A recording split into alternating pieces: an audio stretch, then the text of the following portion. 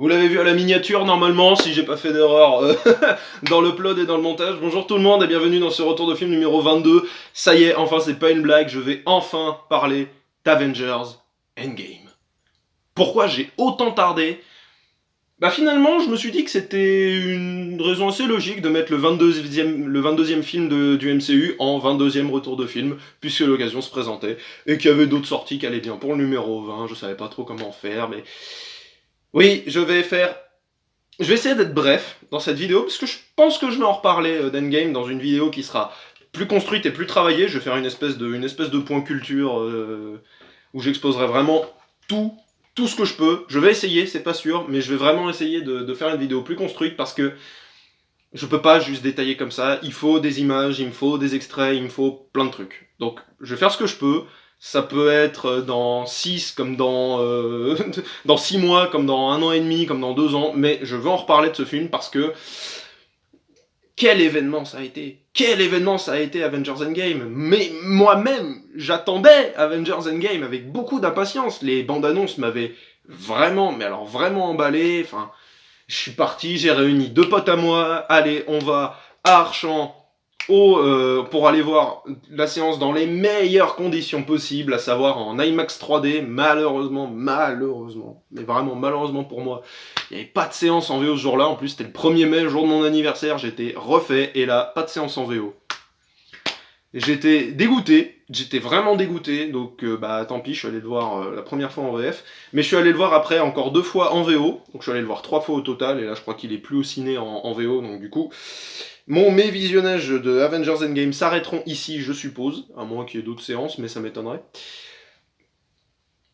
Alors évidemment, ça va être full spoiler total, si vous n'avez pas vu le film, bah ne cliquez déjà pas sur la vidéo, je pense que je vais le mettre dans le titre. Avengers Endgame, retour de film, machin. Ne cliquez pas ne clique pas si t'as pas vu le film. Plein de spoilers, plein à venir. Parce que je vais quand même être un peu obligé de détailler le film si je veux pouvoir parler de tout ce que j'ai ressenti. Et ce que j'ai ressenti, ça a été une séance de cinéma incroyable en IMAX. C'était ouf. Un son nickel, une image vraiment immense. 2 super poteaux pour ton anniv, machin. Quand t'as passé une bonne journée en plus, on y était allé le soir. Enfin, c'était magistral. Et tout de suite, en sortant du film, j'ai senti que le film n'allait pas. Et tenait absolument pas debout. Donc ça a été une énorme déception. Et en même temps, une immense satisfaction de voir un film comme ça au cinéma. Ce qui fait que c'est très paradoxal, mais je tends vraiment à dire qu'Avengers Endgame n'est vraiment pas le film qu'il fallait. Je suis très déçu. Donc j'ai acheté le poster avant la sortie du film, si jamais vous vous demandez, parce qu'il est quand même joli, un mix des 2 affiches, franchement j'aime beaucoup. Je le reverrai toujours avec grand plaisir, Avengers Endgame, mais le film marche pas. Le film ne marche vraiment pas. La base du film n'est pas cohérente avec les autres films en fait. Et c'est en ça que le film va vraiment, mais alors vraiment me déranger quoi, parce que de toutes les histoires qu'on pouvait raconter, de de tous les comics dont ça peut être inspiré, même si c'est un univers parallèle, mais de tous les scénaristes qui sont passés par ce projet, la seule histoire que vous avez trouvée, c'est un voyage dans le temps. On part déjà avec un handicap, parce que si vous vous rappelez de ma critique sur Captain Marvel, j'étais contre ces théories qui disaient en fait ça va être des voyages entre les dimensions, des voyages dans le temps, tout ça. Donc on part déjà avec une base très sensible, c'est-à-dire que c'était l'histoire que je ne voulais pas. Je ne voulais pas de voyage dans le temps, je ne voulais pas de voyage interdimensionnel ou n'importe quelle connerie de ce genre. Je n'en voulais pas. Donc là, et vous auriez raison de me dire, oui, mais si c'est ce que tu voulais pas, c'est pas argumenté, c'est nul, c'est rien. Et je suis complètement d'accord. Mais pourquoi est-ce que je voulais pas de voyage dans le temps? Parce que les voyages dans le temps, ça tient pas debout. Aucun film qui traite du voyage dans le temps ne tient debout. Pourquoi? Mais parce que c'est pas possible, parce que le voyage dans le temps, tu peux y greffer n'importe quelle règle, parce que tu peux les changer dans les œuvres de fiction, les règles du voyage dans le temps, dans Retour vers le futur. Quand tu changes le passé, ça change le futur. Pareil pour Terminator, pareil pour X-Men Days of Future Past, pareil pour ce genre de truc. Days of Future Past, ça doit être celui qui me dérange le moins, et encore, parce que pour moi c'est juste un rattrapage de toutes les conneries qui ont été dites par les pseudo-reboot, tout ça. Bref, les X-Men, ce sera pour plus tard avec Dark Phoenix. Là, ça tient pas une seconde debout. Parce que la base de notre voyage dans le temps, c'est que, déjà, on va reprendre le début du film, c'est que les Avengers restants débarquent sur la planète où Thanos se repose, il le tue parce qu'en fait il te dit qu'il a détruit les pierres, donc on peut plus les utiliser, donc c'est foutu pour ramener tout le monde. Il y a une ellipse de 5 ans, pendant laquelle Ant-Man, qui était prisonnier dans la dimension quantique, revient grâce à un putain de rat, donc déjà super chance, hein, c'est-à-dire que voilà, le rat est le personnage le plus important d'Endgame, hein, finalement, super merci. Il revient, et pour dire, ouais, je pense qu'en fait, on peut voyager dans le temps pour peut-être faire quelque chose. Ah ouais, mais en 5 ans, ça a dû être long. Bah non, parce que moi, ça m'a paru 5 heures. Non. C'est pas possible. Ce n'est pas possible. Et je ne parle pas de logique scientifique ou quoi, ce n'est pas possible, parce que si 5 ans dans le monde réel équivaut à 5 heures dans la dimension quantique, pourquoi Michelle Pfeiffer, pourquoi... non, c'est Janet, pourquoi Janet Van Dyne, dans Ant-Man et la Guêpe, a vieilli si le temps s'écoule pas de la même manière? Si on veut pinailler, et on pourrait le dire, parce que je l'ai pensé, on pourrait dire en fait que c'est qu'une histoire de sensation, que le temps s'écoule normalement, que tu ressens les effets du temps dans la dimension quantique, mais t'as pas l'impression qu'il se passe autant de temps. Mais non, parce que c'est pas ce qu'Ant-Man et la Guêpe te dit. Janet sait qu'elle a passé plus de 30 ans dans la dimension quantique. Elle le sait. Donc pourquoi tu fais un film sur le voyage dans le temps quand la base de ton film est pas cohérente avec le film d'avant? Et même si des gens s'amusent à dire que Ant-Man et la Guêpe on s'en fout parce que c'est de la merde, et oui le film est pas terrible, mais putain ils sont tous distribués par Disney, il y a toujours Disney au-dessus de Marvel Studios, tous les films sont produits par les mêmes mecs, et ils sont tous surveillés par les mêmes tocards, donc je ne comprends pas pourquoi on a fait ça. Je ne comprends pas. À la limite, et le truc c'est qu'en plus il continue, et il te passe mais des minutes entières à te baragouiner, qu'en fait, mais non, mais en fait si tu changes un passé, en fait ça va pas changer notre futur. Ça c'est une théorie que je trouve plausible. C'est-à-dire que si tu voyages dans le passé, tu vas modifier un futur, mais tu vas pas modifier le tien. Tu vas juste créer un futur différent, mais ce sera pas le tien, ce sera pas celui d'où tu viens. Ça j'accepte. Pourquoi Captain America est vieux à la fin du film? Pourquoi? Si ça n'impacte pas ton futur. J'y arrive pas. Juste j'y arrive pas. Mais le film est super classe. Le film visuellement claque. Seul problème, le fait d'avoir tué Thanos. Moi, je vais vous dire quelque chose, vous pourrez me dire dans les commentaires ce que vous en pensez. Voilà.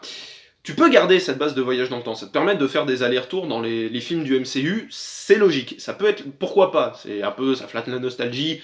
Genre, regardez d'où on vient, regardez le chemin parcouru. Honnêtement, ça m'a fait plaisir, même si, honnêtement, reprendre le plan iconique d'Avengers de Joss Whedon dans Endgame, honnêtement, j'ai trouvé que c'était trop. Mais bon, tant pis, on s'en fout. Mais, qu'est-ce que je voulais dire? Ouais.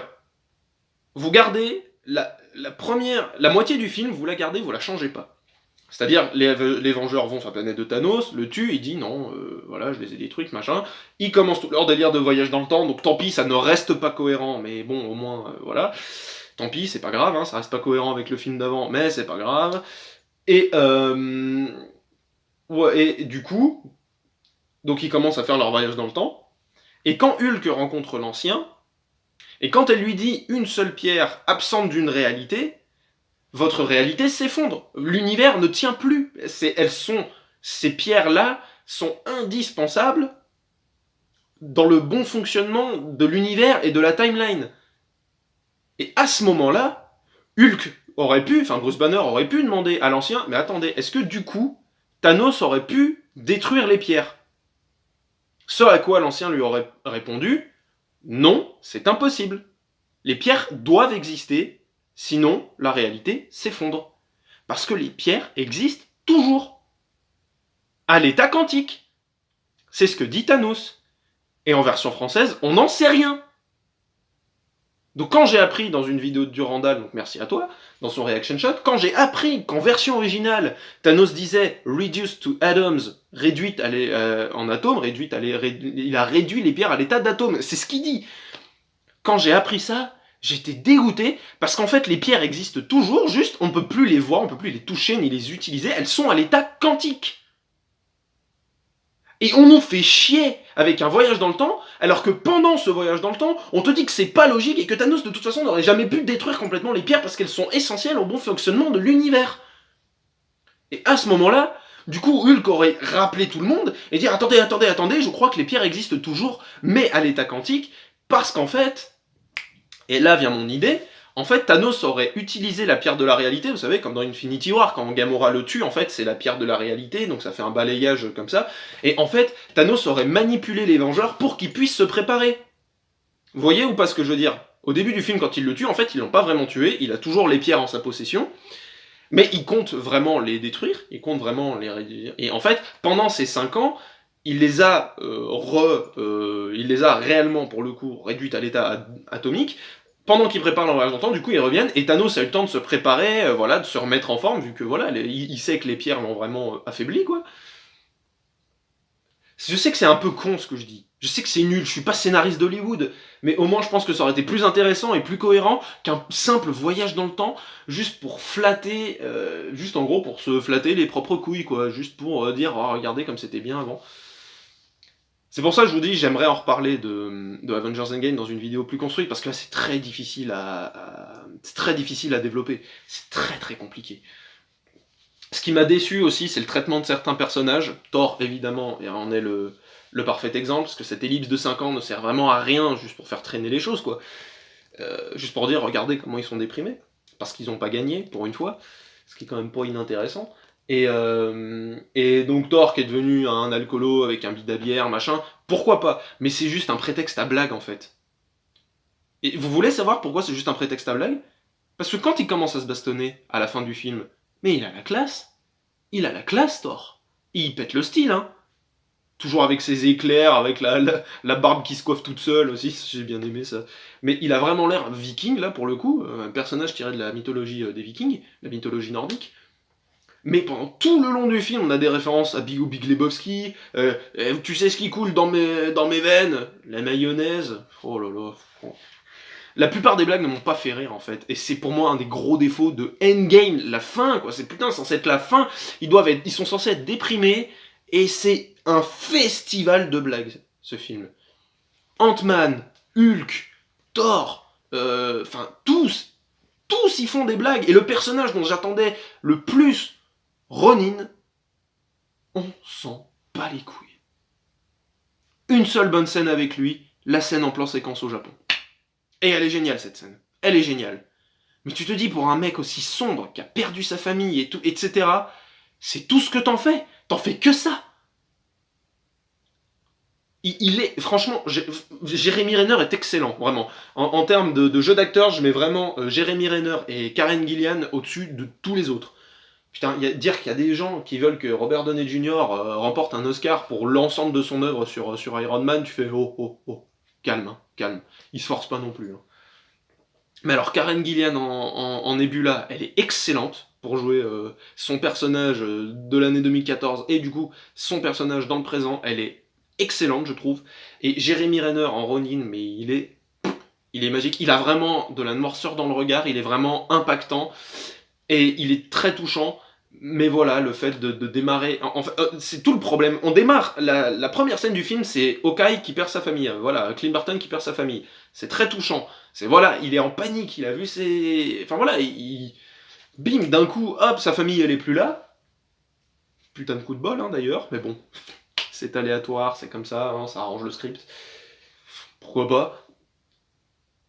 Et tout de suite, pendant le logo de production, le logo Marvel qui défile là, de Marvel Studios, on a une petite musique d'ambiance pour tout de suite passer à Tony Stark et Nebula dans le vaisseau qui jouent au foot-pouce, là, comme il appelle Durandal, le machin. Ils mettent leurs doigts comme ça, ou comme ça, je sais pas, comme ça, hein. Ouais, un truc un peu comme ça, et ils doivent faire envoyer un truc là, par-dessus. Et tout de suite après, on a la scène où Tony va actionner son casque là, pour envoyer un message à Pepper Potts en disant « Je crois qu'on approche de... Ah, tu sais bien... Oui, on approche de la fin, quoi, c'est bon. On sait que tu vas crever. » Enfin, on s'en doute, quoi. T'es tout seul dans l'espace avec Nebula, ça a l'air d'être la galère, enfin, t'as l'air de galérer. Et 30 secondes après, il est sauvé par Captain Marvel.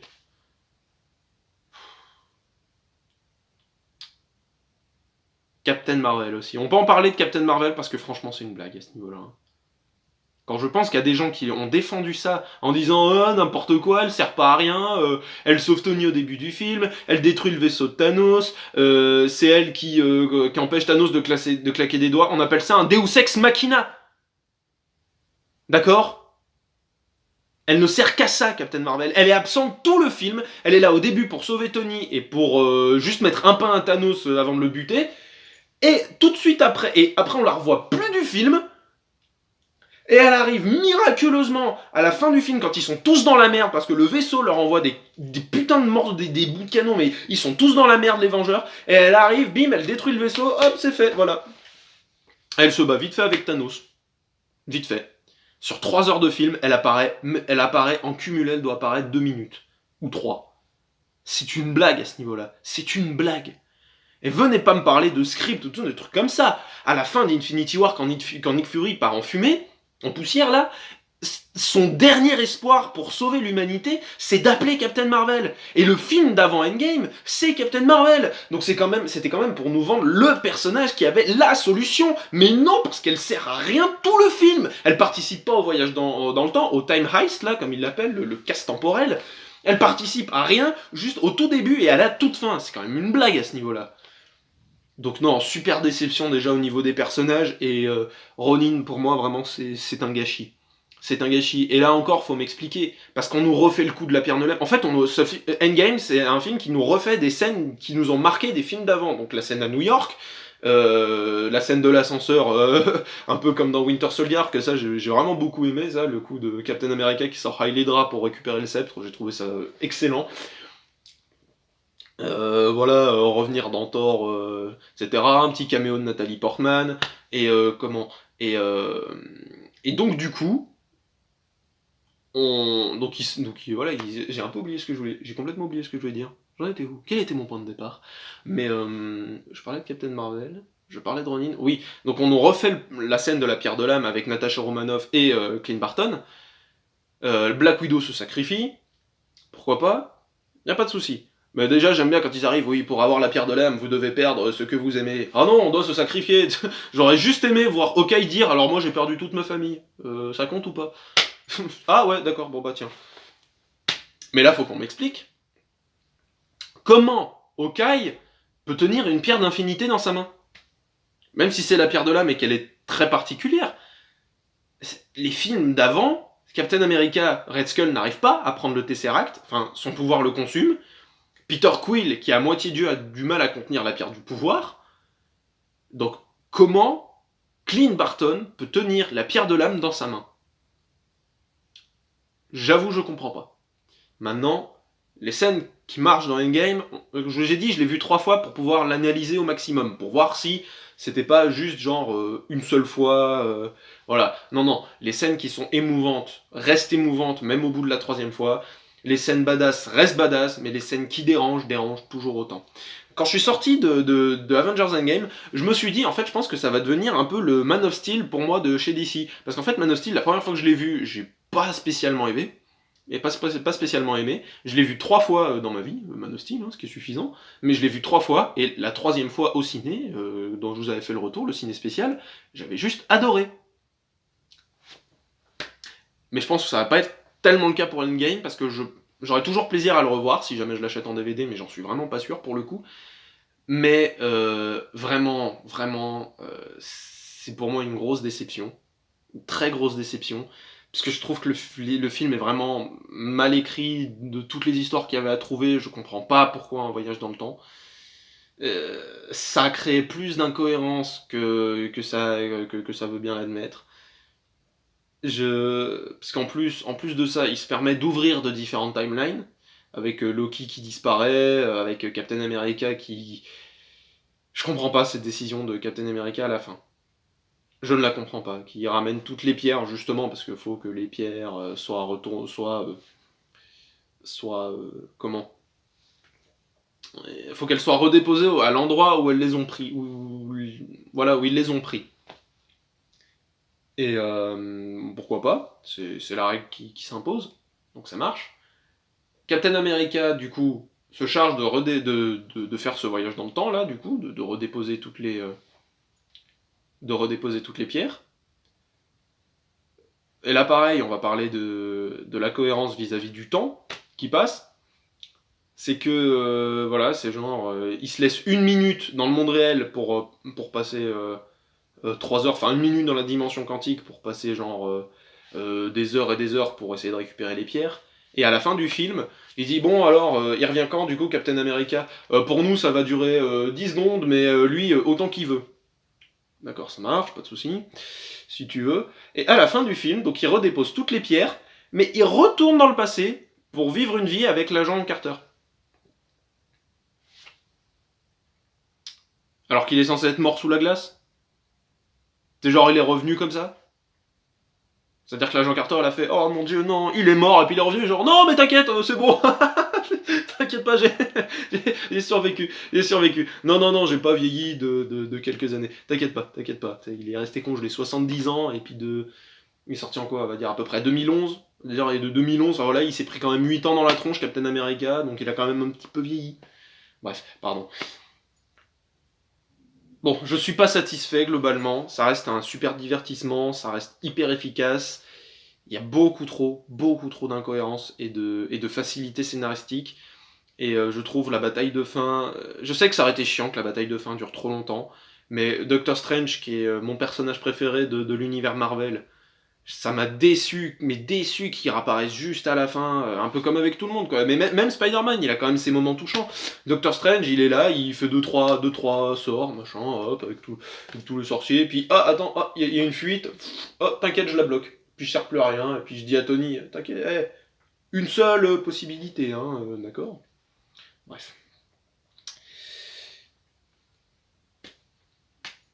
Voilà, je m'arrête là pour aujourd'hui, il y a énormément de choses à dire, si vous voulez, on peut en discuter dans les commentaires.